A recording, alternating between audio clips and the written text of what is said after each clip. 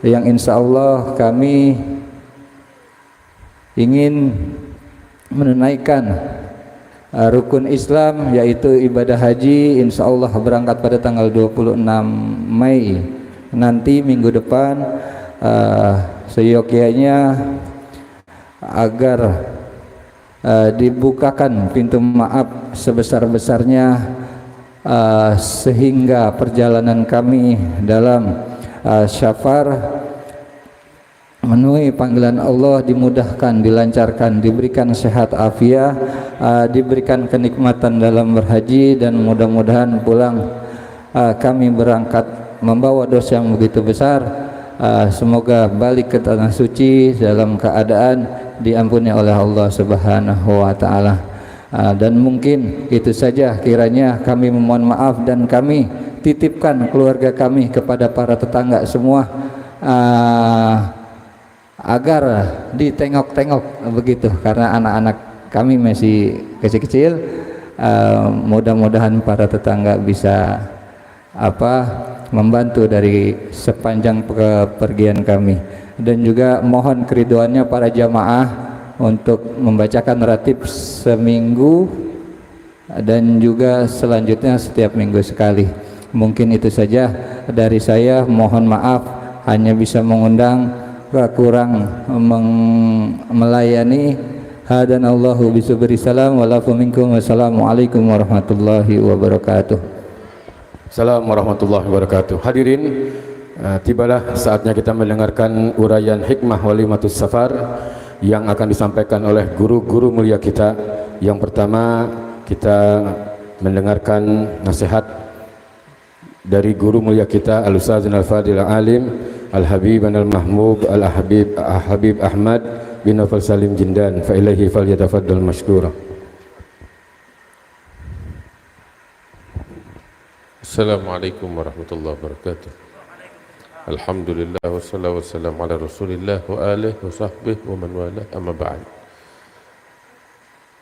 Para habaib, para kiai, hadirin yang dimuliakan Allah, berkhusus sahibul bait akhina Al-Ustaz Sulaiman beserta keluarga besar beliau yang mudah-mudahan diberkahi oleh Allah Ta'ala.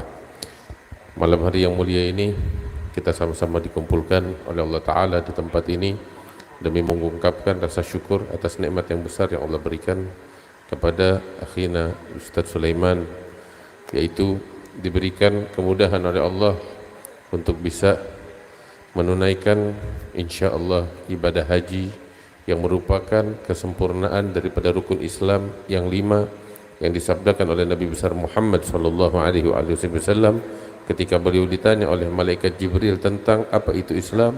Beliau menjawab, anta syahada an la ilaha illallah wa anna muhammadar rasulullah wa tuqimas salah wa tu'tiyaz zakah wa tasuma ramadan wa tahujjal bait in istata'ta ilaihi sabila.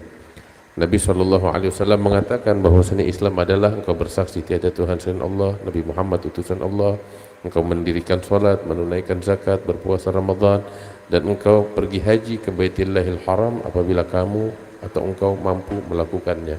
Alhamdulillah, kita semua di tempat ini dimuliakan oleh Allah Ta'ala. Kita menyatakan kalimat syahadah kita kepada Allah Ta'ala, kita menunaikan salat 5 waktu kita, menunaikan zakat kita, puasa kita. Adapun haji hanya bagi mereka yang mampu, dan enggak semua orang diberikan anugerah itu oleh Allah Subhanahu wa taala. Sehingga ketika seseorang di antara kita dipilih oleh Allah, dipanggil oleh Allah dan diberikan taufik untuk menjawab panggilan Allah ke tanah suci, ini sungguh nikmat yang sangat luar biasa, yang sangat besar sekali. Sehingga kalau seseorang yang diberikan nikmat tersebut ingin bersyukur kepada Allah dengan cara dia bersujud kepada Allah sepanjang hidupnya, bukan di atas sejadah tapi di atas bara api, sungguh dia tidak akan pernah bisa menunaikan syukurnya kepada Allah Subhanahu wa taala. Alhamdulillah, mudah-mudahan kita semuanya dimuliakan oleh Allah dengan anugerah tersebut dan dijadikan kita oleh Allah sebagai hamba-hamba yang bersyukur kepada Allah Subhanahu wa taala. Dalam suatu hadis Nabi sallallahu alaihi wasallam mengatakan, wal hajjul mabrur laisa lahul jazaa illa jannah. Haji yang mabrur enggak ada ganjaran yang layak baginya melainkan surga dari Allah Subhanahu wa taala. Dan Nabi sallallahu alaihi wasallam mengatakan, man hajjal bait wa lam yarfuth wa lam yabsuq kharaja min dhunubihi kayaumi waladathu ummuh. Nabi SAW mengatakan barang siapa yang menunaikan ibadah haji ke Baitullahil Haram, dia tidak melakukan perkara-perkara yang dilarang, yang tidak layak, ya, maka dia akan keluar dari dosa-dosanya bagaikan bayi yang baru dilahirkan oleh ibunya, bersih dari dosa. Sehingga hadirin yang dimuliakan oleh Allah Subhanahu wa taala, alangkah beruntungnya Al-Imam Al-Ghazali di dalam kitab Ihya Ulumuddin menyebutkan tentang mereka yang berwukuf di padang suci Arafah. Mereka yang berwukuf di padang suci Arafah itu dosa-dosa mereka diampuni oleh Allah Subhanahu wa taala. Abdullah bin Al-Haddad bilang, "Wa fi Arafatin kullu dhanbin mukaffarun wa mughtafarun minna bi rahmati ghafiri." Beliau katakan di padang suci Arafah semua dosa diampuni oleh Allah, digugurkan oleh Allah sebagai bentuk karunia dan anugerah yang besar dari Tuhan yang Maha Pengampun, Allah Subhanahu wa taala. Sehingga Imam Al-Ghazali di dalam Ihya Ulumuddin mengatakan barang siapa yang berwukuf di padang suci Arafah kemudian dia berprasangka buruk. Apa prasangka buruknya itu? Dia berprasangka dosanya itu lebih besar daripada pengampunan Allah. Dia menganggap dosa dia terlalu besar sehingga nggak layak dapat pengampunan Allah. Ini dia sungguh telah melakukan dosa besar berupa prasangka buruk tersebut. Kenapa? Sebab semua orang yang berwukuf di padang suci Arafah, dosa-dosanya sebesar apapun diampuni oleh Allah Subhanahu wa taala. Semuanya diampuni. Karena itu beruntung orang-orang yang berwukuf di padang suci Arafah. Mudah-mudahan kita masuk di dalam golongan mereka, bagian dari mereka yang dimuliakan oleh Allah Subhanahu wa taala. Bapak-bapak yang dimuliakan Allah, ada yang dinamakan tuh haji mabrur. Tahu gak haji mabrur itu apa? Haji mabrur adalah haji yang diterima oleh Allah Subhanahu wa taala.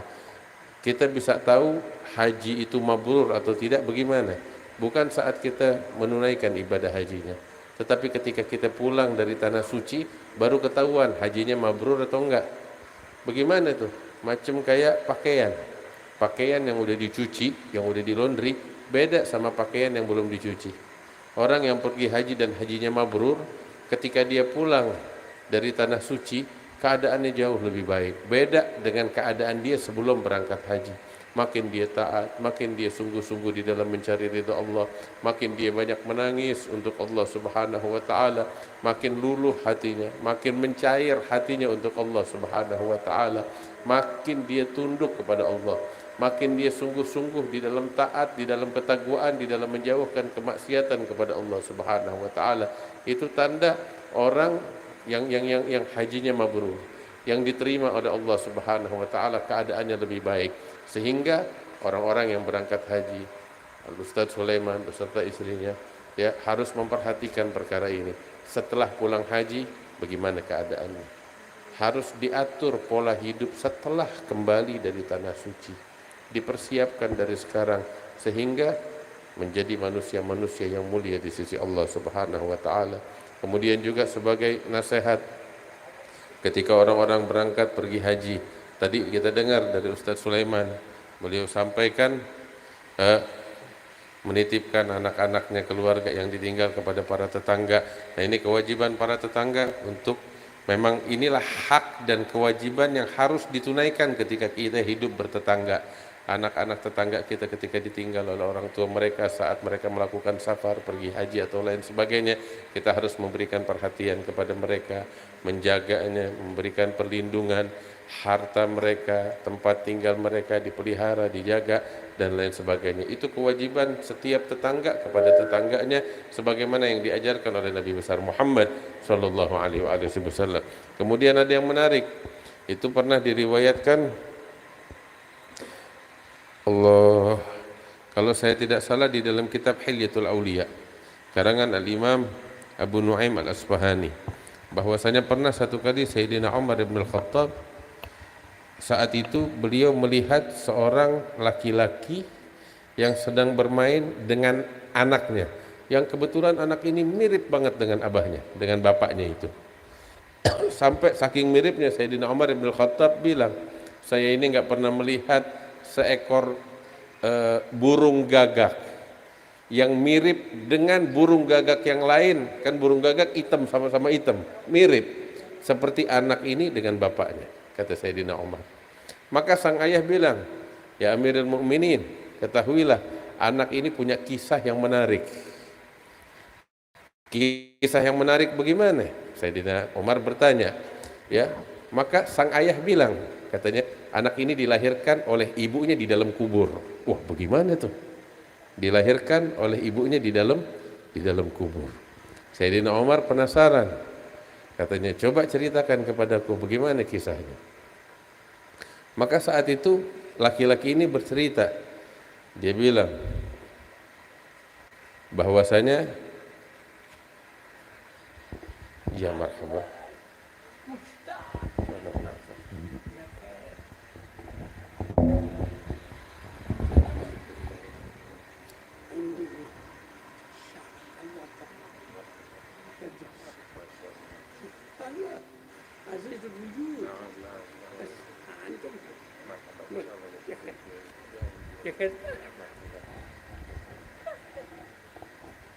أنا أتقدم أنا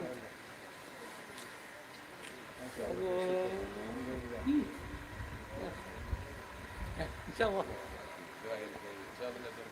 نعم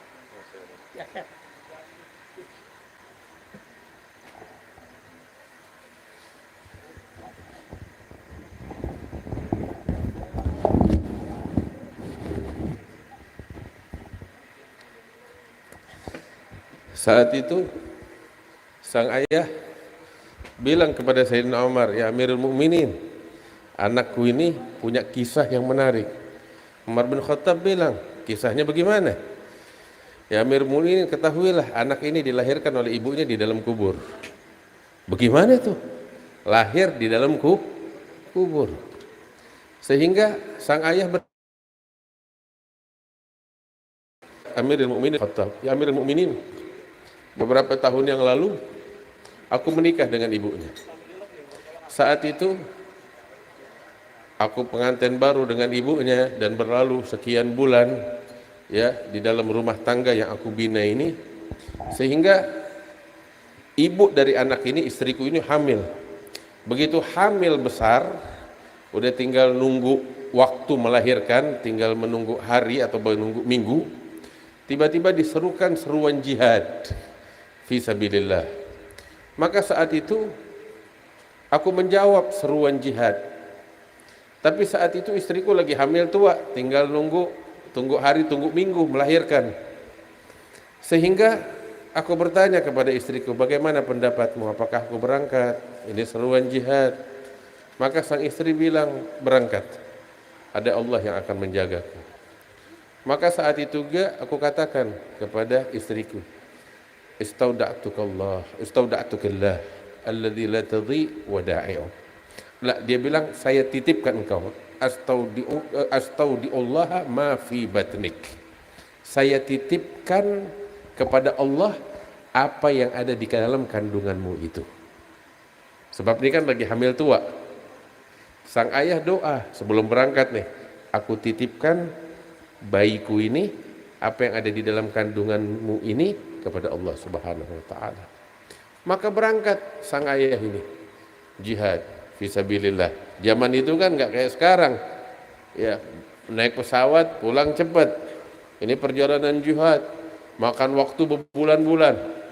Terus nggak ada telepon, nggak ada internet, nggak ada pesan media sosial, sehingga udah berangkat nggak tahu keadaan di rumah bagaimana. Berangkat dia berjihad di jalan Allah. Berbulan, udah pasti deh, ini anak pasti lahir. Ketika dia sedang melakukan jihad, setelah sekian bulan berjihad di jalan Allah, dia pulang bersama rombongan. Begitu sampai di Madinah, begitu sampai dia mau pulang ke rumahnya, dapat berita dari orang-orang yang menyambut bahwasanya istrinya meninggal dunia sebelum melahirkan dan udah dikubur di pekuburan. Syok dia, terpukul. Berangkat lagi nungguin kelahiran, tapi ternyata berselang beberapa hari dari keberangkatannya istrinya meninggal dunia. Ya mau nggak mau ketika meninggal dunia dikubur dengan isi perutnya. Alhasil ditanya mana kuburan itu, tunjuk kuburannya. Kebetulan rumah mereka itu di samping pekuburan. Udah si suami ini Dengan kesedihannya dia duduk di rumah, dari rumahnya dia melihat dari kejauhan kuburan istrinya. Tapi begitu datang kegelapan malam, dia melihat api berkobar di atas kuburan istrinya. Terperanjat. Dalam hati dia, istri saya bukan orang jahat, istri saya bukan tukang maksiat. Nggak seharusnya api berkobar di atas kuburannya, keluar dari dalam kuburan api, nggak harusnya. Tapi mau bagaimana, apa yang bisa dia lakukan? Ketika datang waktu pagi, nggak kelihatan lagi itu api. Begitu datang malam, keluar lagi api dalam kuburannya. Berhari-hari seperti itu. Sampai nih si suaminya nih nggak kuat, penasaran. Di malam hari, dia pengen tahu ada apa di dalam kubur. Digali sama dia. Tahu apa yang terjadi?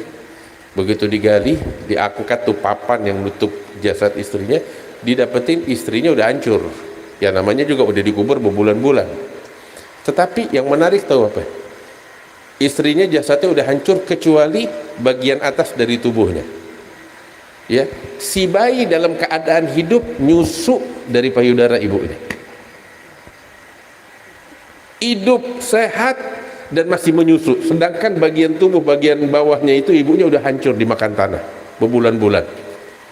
Sampai dia terperanjat ngelihat kejadian itu, dan ini dicatat oleh ahli sejarah.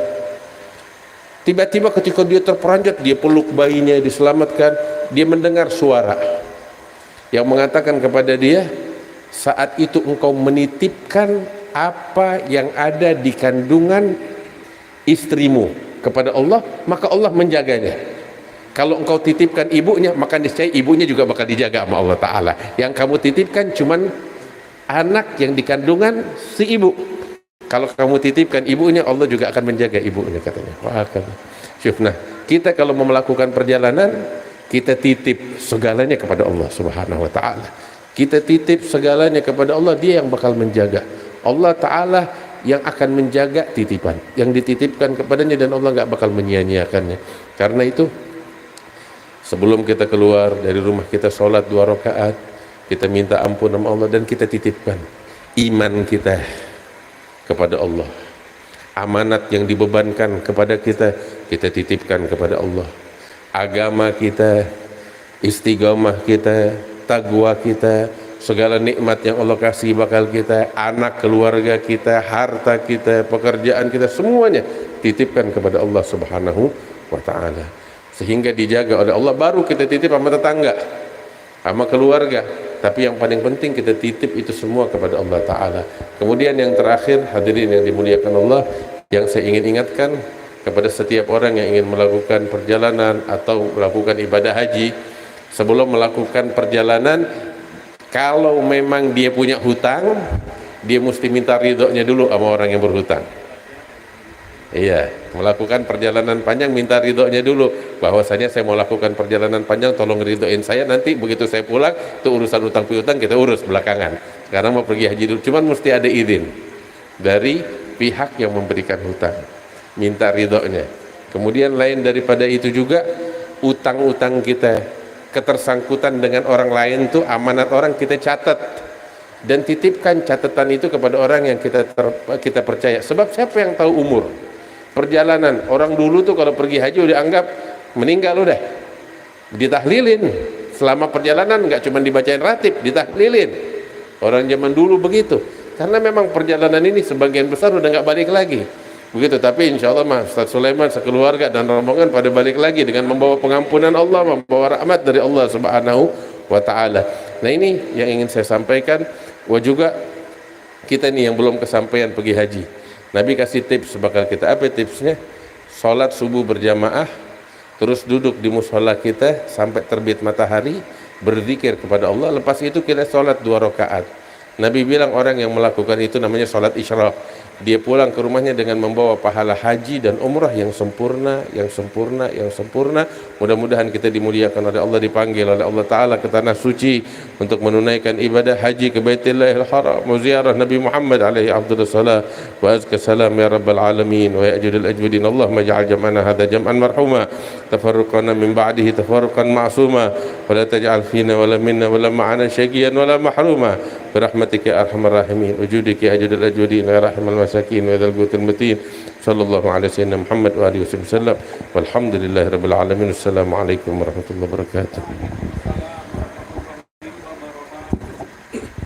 Sampaikan terima kasih. Kemudian marilah sama-sama kita mendengarkan uraian hikmah Walimatus Safar yang terakhir, yang insyaallah disampaikan oleh guru mulia kita Al-Ustaz Al-Fadil Al-Alim Al-Habib Jindan bin Nawfal bin Salim Jindan, fa ilaihi falyatafaddal mashkura. Sallu 'alan nabi.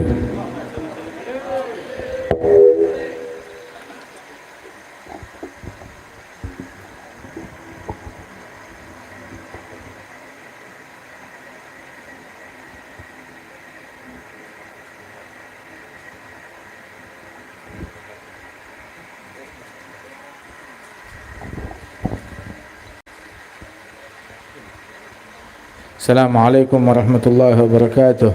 Alhamdulillah wassalatu wassalamu ala sayyidina Rasulillah sayyidina Muhammad wa ala alihi wa sahbihi wa mawalah. Kita bersyukur kepada Allah Ta'ala, malam hari ini kita hadir dalam Walimatus Safar yang diselenggarakan dalam rangka insyaallah akhirnya Ustaz Sulaiman bakalan pergi haji bersama keluarga dan sahabat-sahabat beliau. Mudah-mudahan dijadikan hajinya mabrur, sa'i masykur, udzam maghfur, tijarah lan tabur, insyaallah dimudahkan urusannya oleh Allah Subhanahu wa taala. Alhamdulillah. Kita kalau dengar ada orang mau pergi haji, itu rasanya tuh jiwa kita, roh kita ingin ikut terbang sama dia. Ingin ikut pergi haji, ziarah ke makam Nabi Muhammad sallallahu alaihi wasallam. Akan tetapi haji itu emang rezeki dari Allah Subhanahu wa taala, panggilan dari Allah Subhanahu wa taala. Itu disebutkan ketika Allah Ta'ala, Nabi Ibrahim selesai ngebangun Ka'bah, maka Allah Ta'ala bilang adzin fin nasi bil hajj, undang orang-orang untuk pergi haji. Nabi Ibrahim di padang pasir di kota Mekah kosong, nggak ada siapa-siapa, bilang ya Rabb, saya manggil orang, ngundang orang, jerit-jerit, siapa yang ngedengar panggilan saya? Nggak ada siapa-siapa di sini. Bilang anta alaikan nida wa alainal balagh, tugas kamu manggil, yang nyampein saya, kata Allah Ta'ala. Maka manggillah Nabi Ibrahim, ayuhan nas innallaha farada alaikumul hajj ila baitih, sekalian manusia Allah mewajibkan kalian untuk berziarah haji ke rumahnya Allah Ta'ala ini. Maka panggilannya Nabi Ibrahim walaupun suaranya ya cuma sampai sekitar doang, akan tetapi Allah Ta'ala sampaikan tuh panggilannya ke alamul arwah, alamul dzar. Disampaikan panggilannya ke alam benih sebelum arwah manusia terlahir ke alam dunia. Sehingga tuh dulu tuh orang di kuburan, dulu orang sebelum lahir ke dunia di alamul dzar, dulu kita ini sebelum lahir ke alam dunia ini, sebelum ruh kita terkurung di dalam kendaraan jasad ini yang cuma sementara, dulu kita itu dikumpulkan di alamul arwah, di alamul dzar. Itu disebutkan oleh Nabi Muhammad, al arwah junudun mujannadah ma ta'arafa minha talaf wa ma tanakara minha ikhtalaf. Arwah sebelum terlahir ke alam dunia itu berkelompok-kelompok. Arwah berkelompok-kelompok sebelum lahir ke alam dunia. Yang dulu di sana satu kelompok atau ketemu atau ngumpul atau bersisipan atau jalan bareng, maka di sini juga begitu, ketemu, ngumpul atau barengan. Tapi yang di sana kagak ketemu, nggak ngumpul atau saling menjauh, maka di sininya juga begitu. Jadi satu isyarat kita nggak ngumpul sekarang, melainkan bahwasanya kita dulu sebelum lahir ke dunia kita pernah ngumpul juga di alam tersebut. Alhamdulillah. Kita ngumpul sama aulia, ngumpul sama salihin, ngumpul di majelis-majelis mereka, para wali-walinya Allah yang datang dari luar negeri itu pada subhanallah, membuktikan kalau kita dulu sebelum lahir ke dunia bersama mereka. InsyaAllah sebagaimana sebelum lahir ke dunia kita bersama mereka, di dunia bersama mereka, insyaallah di akhirat ngumpul bersama mereka, masuk surga bersama mereka, amin ya rabbal alamin. Itu panggilannya Nabi Ibrahim disampaikan ke alam arwah. Dan apa yang terjadi di sana sebagaimana dalam hadis punya asar, punya pengaruh untuk apa yang terjadi dalam kehidupan duniawi. Itu ketika panggilannya didengar oleh arwah yang belum lahir ke dunia, itu arwah dibilang Allah mengundang kalian ziarah ke rumahnya. Itu arwah ada yang menjawab labbaik Allahumma labbaik, ada yang menjawab 1 kali labbaik, ada yang 2 kali, ada yang 3 kali, ada yang 5 kali, ada yang 10 kali. Itu ulama bilang yang menjawab 1 kali insyaallah ditakdirkan hajinya sekali, yang menjawab 2 kali insyaallah ditakdirkan pergi haji 2 kali, yang menjawab 10 kali insyaallah ditakdirkan bisa pergi haji 10 kali. Subhanallah, wa hakadha. Subhanallah. Ya, kita nggak tahu. Di sana juga ada juga yang nggak menjawab, yang nggak menjawab mungkin nggak ditakdirkan pergi haji. Ala kulli hal, mudah-mudahan kita Allah Ta'ala mudahkan kita bisa pergi haji, bisa ziarah ke makam Nabi besar Muhammad sallallahu alaihi wasallam. Kan innamal a'malu binniyat, amalan itu ya dengan niat. Wa innamal likulli imri'in ma nawa, tiap orang dia pasti dapat apa yang dia niatkan. Pasti mendapatkan, innama, yang didapat oleh setiap orang adalah yang dia niatkan. Yang niat haji ya dapat haji, yang niat haji dapat haji, dimudahkan bisa jalan pergi haji, atau kalau emang nggak dikasih kemudahan bisa jalan pergi haji, dia udah dapat pahalanya haji. Niat tekad pergi haji itu dibilang niyatul mu'min khairun min amalih, niatnya mukmin lebih baik daripada amalannya. Kenapa? Kok niat mukmin lebih baik daripada amalannya? Sebab niat, kalau amalan terbatas pakai duit, ya kan? Terbatas pakai fisik, terbatas pakai tenaga. Tapi kalau niat nggak terbatas, saya niat mau pergi haji, begitu. Lu masih utang 2 juta sama tetangga belum bayar. Tapi kita niat, kita udah dapat pahalanya. Subhanallah. Pasang niat pergi haji. Walaupun nggak kesampaian, tiap tahun orang pada pergi haji niat, saya mau pergi haji, saya mau pergi haji, mau pergi haji. Ditulis pahala pergi haji tiap tahun. Subhanallah. Jangan kita udah enggak kesampaian fisik kita untuk pergi haji, juga enggak kesampaian niat kita untuk meniatkan pergi haji. Barang siapa yang enggak kesampaian untuk dari niat untuk melaksanakan ibadat haji, pasang niat mukmin lebih baik daripada amalannya. Sebab kalau amalan mungkin cuma bisa sekali atau 2 kali, terbatas. Apalagi haji sekarang, waduh mahal banget, gila-gilaan. Subhanallah. Atau orang kaya mau pergi haji nggak mampu. Atau orang kaya mau pergi haji tuh mikir, begitu akal-akalan, bagaimana caranya, bagaimana, susah begitu. Terkadang duitnya ada, kuotanya nggak ada. Duitnya ada, akan tetapi kuotanya ada, cuma harganya gila-gilaan, begitu. Alhasil orang dulu kadang ya harta ya nggak seberapa, akan tetapi bisa haji berkali-kali. Subhanallah. Haji mudah, nggak tahu mahalnya buat apaan, dan juga nggak paham. Padahal untung yang disuruh bayar haji. Coba kalau sholat disuruh bayar, habis kita. Untung yang suruh bayar cuma haji. Coba kalau sholat suruh bayar, wah habis kita. Gitu. Emang ya nggak pantas orang tuh ngerjain muslim lain. Kalimat ngerjain bukan ngambil untung. Kerja boleh, ngambil untung boleh, tapi ngerjain. Ada tuh istilah ngerjain muslim lain yang ingin menunaikan rukun Islam, menyempurnakan rukun Islam dia kepada Allah Ta'ala, itu dikerjain, dipelorotin duitnya habis-habisan. Nah itu juga ya nggak dibenarkan. Tapi dicari siapa biang keroknya, dibilang travel, ya bukan travel. Dibilang siapa, ditelusurin, nggak tahu siapa, begitu. Subhanallah, la ilaha illallah. Atau kalau iblis saja ketahuan, nah ini lebih siluman dari iblis. Susah ditelusurinnya kemana. Intinya duit gue siapa yang makan jadinya, siapa yang makan tuh duit. Tiket kita tahu harganya, tiket berapa ya kan, harga kamar hotel berapa, harga ini berapa. Nah terus tuh duit sisanya orang pada pergi haji sampai ratusan juta tuh kemana itu duit perginya? Buat beli apaan? Buat bayar siapa? Buat bayar apa? Itu cuma sekedar stempel doang, menyusahkan kaum muslimin. Rumahnya Allah, bukan rumahnya engkong lu. Ya, begitu, rumahnya Allah, Ka'bah rumahnya Allah, Baitullah. Bukan rumahnya engkong ente. Kalau rumahnya engkong ente nggak ada orang mau datang. Tapi ini rumahnya Allah Subhanahu wa taala, dan orang yang pada niat haji mereka tamunya Allah Subhanahu wa taala. Itu orang Islam masuk ke negerinya muslimin, perizinannya adalah kalimat la ilaha illallah. Masya Allah, nggak boleh dihalang-halangin, nggak boleh dipersulit, ya, permudah. Yang mempersulit dipersulit oleh Allah Subhanahu wa taala. Khidmat kepada tamunya Allah Subhanahu wa taala bukan menghambat para tamunya Allah Subhanahu wa taala. Melayani tamunya Allah Subhanahu wa taala bukan mencuri dari tamunya Allah Jalla Jalaluhu taala ta'zamatu. Ala kulli hal, alhasil Nabi Muhammad sahabatnya banyak yang susah, yang melarat, yang miskin, bisa pergi haji dengan gampang, dengan mudah. Kenapa? La yukallifullahu nafsan illa usaha. Allah enggak bakal memerintahkan kepada hambanya hal-hal yang berat. Pasti mampu hambanya. Dan haji itu simple.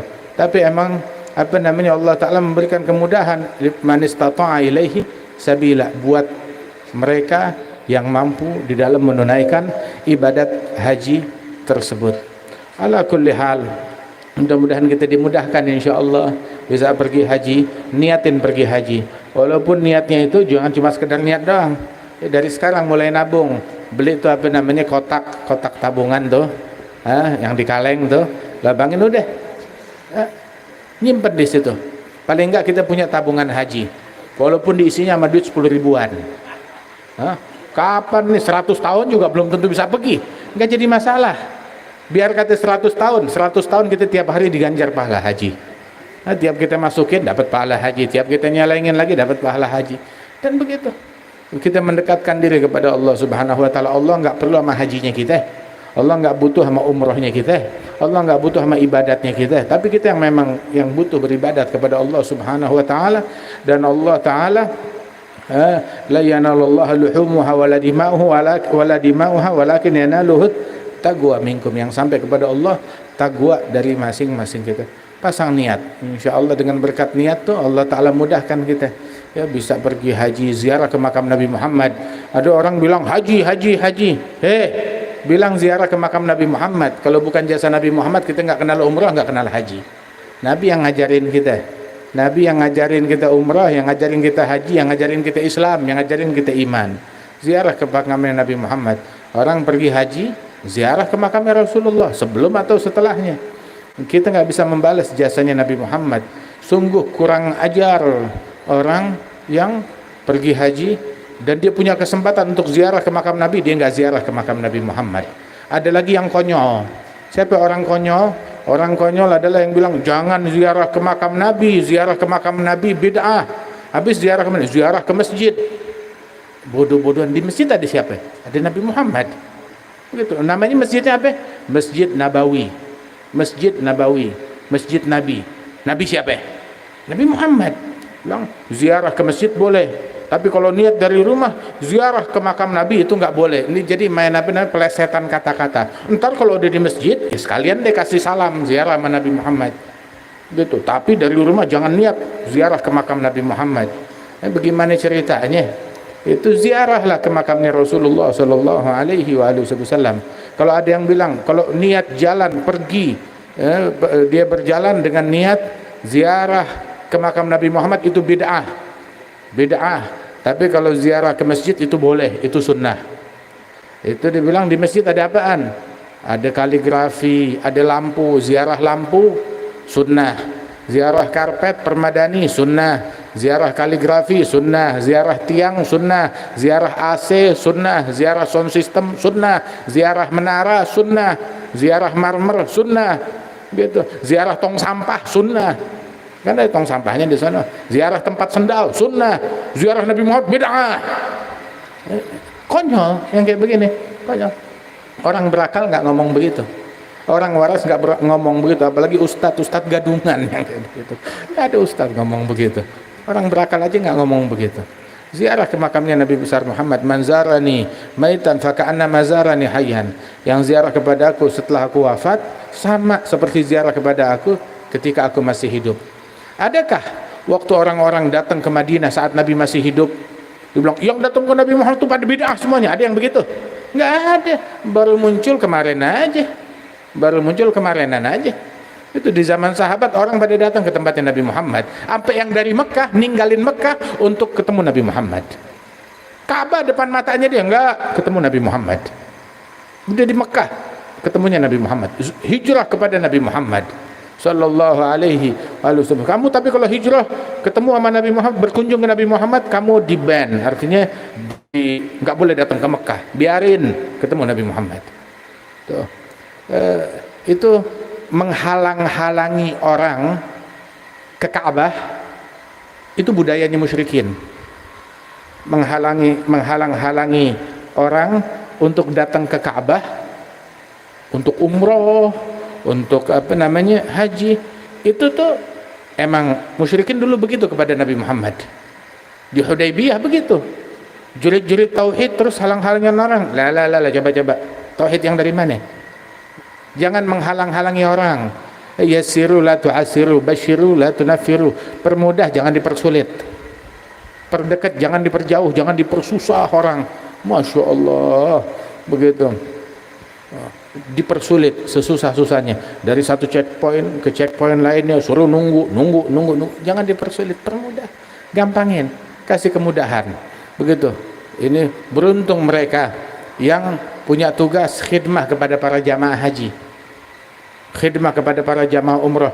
Beruntung khidmah bukan karena manusia, tapi khidmah untuk Allah subhanahu wa ta'ala. Layani mereka tulus, ikhlas, begitu, bersabar.